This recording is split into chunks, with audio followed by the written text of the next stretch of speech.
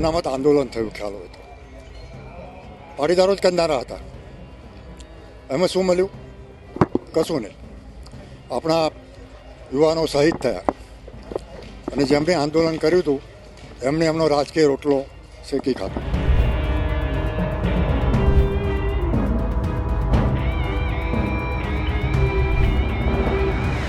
આંદોલન અનામતનું હતું કે કોઈને કાઢવાનું હતું, અને પટેલોને જ કાઢે એવું તો શક્ય નથી. ગુજરાતની અંદર જે પાટીદાર અનામત આંદોલન થયું તેમની ચિંગારી હજુ સમી નથી. હજુ પણ એ તમામ આંદોલનકારીઓનું ખૂન ઉકળી રહ્યું છે, પરંતુ અમુક જ એવા જે આંદોલનકારી છે જેમણે પાટીદાર સમાજ માટે ખરેખર કામગીરી કરી છે. હજુ પણ એવા ઘણા આંદોલનકારીઓ છે જે નેતા બનીને બેઠા છે. પોતાના ઉપર જ્યારે આંગળી ચીંધાય છે ત્યારે જ તેઓ જવાબ આપવા માટે બહાર આવે છે. આ એટલા માટે કહેવું પડે છે કારણ કે કરશન પટેલે જ્યારે એક નિવેદન આપ્યું પાટીદાર અનામત આંદોલનને લઈને, અને એક પછી એક આંદોલનકારીઓ ઉભરી આવ્યા અને જવાબ આપવા લાગ્યા. પરંતુ આ તમામ નેતાઓને કહેવાનું કે જ્યારે પાટીદાર સમાજની દીકરી સાથે જે બન્યું હતું ત્યારે બધા જ નેતાઓ ચૂપ હતા. અમુક નેતાઓ જ બહાર આવ્યા હતા અને એમાં સામેલ છે હાર્દિક પટેલ. નમસ્કાર, નિર્ભય ન્યૂઝ સાથે હું છું રિદ્ધિ.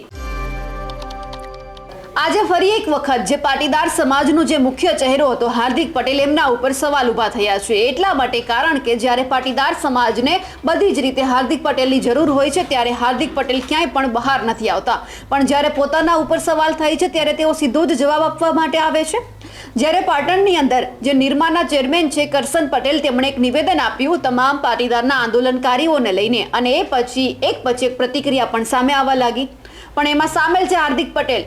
એમણે જ્યારે આંદોલનકારીઓને ટોણો માર્યો હતો કે બધા જ આંદોલનકારીઓએ પોતાના રોટલા શેકી લીધા, એટલે હાર્દિક પટેલને ક્યાંક ખોટું લાગ્યું અને હાર્દિક પટેલ મેદાનમાં આવ્યા અને જવાબ આપ્યો અને તમામ ફાયદા ગણાવ્યા કે પાટીદાર અનામત આંદોલન જે થયું હતું એમના ફાયદા આ છે.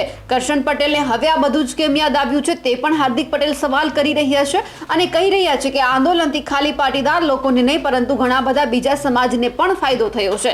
હવે હાર્દિક પટેલે કરશન પટેલને જે જવાબ આપ્યો છે તે સાંભળીએ. પાટીદાર અનામત આંદોલનથી શું ફાયદો થયો એ કદાચ કરશનભાઈને ન ખબર હોય, કેમ કે કરશનભાઈ કરોડપતિ છે અને પાટીદાર અનામત આંદોલન એ સમાજના નબળા વર્ગો માટે હતું. પાટીદાર અનામત આંદોલનના કારણે 10% EBCનો લાભ થયો, 1000 કરોડ સ્વાવલંબન યોજના મળી અને બિન અનામત આયોગ અને નિગમ મળ્યું.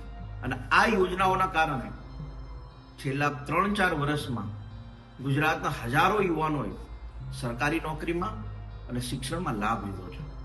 અને આ આંદોલન ખાલી પાટીદાર સમાજ માટે નહોતું. આ આંદોલન ભલે પાટીદાર સમાજોએ કર્યું, પરંતુ લાભ બ્રાહ્મણ સમાજને, રાજપૂત સમાજને, લોહાણા સમાજને, સ્વાની સમાજ, આવા 50 સમાજ છે જેને અનામતનો લાભ નહોતો મળતો. પણ આ આંદોલન થયું ને એના કારણે વિવિધ યોજનાઓ બની એટલે દરેક સમાજને એનો લાભ મળતો થયો. કરશનભાઈ જેવા અનેક આગેવાનો એવા છે કે જે 10, 15, 20 દાડા થાય એટલે સમાજને લેવા કડવાના ભાગોમાં વહેંચતા હોય છે. કેમ કે જો પાટીદાર સમાજ એક થઈ જાય તો આવા આગેવાનોનો મોભો જળવાય નહીં ને. એટલા માટે થઈને વારંવાર નિવેદનબાજી કરીને સમાજના ભાગલા પાડવાનું કામ કરે છે, સમાજને લેવા કડવામાં વેચવાનું કામ કરે છે. અને હું અનેક યુવાનોને કહું છું કે જે યુવાનોએ આ યોજનાઓના કારણે સરકારી નોકરી મેળવી હોય, સરકારી શિક્ષણમાં એમને રાહત થઈ હોય, તો આવા યુવાનોએ આવા આગેવાનોની વિરુદ્ધમાં બોલવું જોઈએ. કેમ કે આગેવાનો સમાજના હિતેચ્છુ નહીં હોતા, માત્ર સમાજના ભાગ કેમ પડે એની ચિંતા કરતા હોય છે.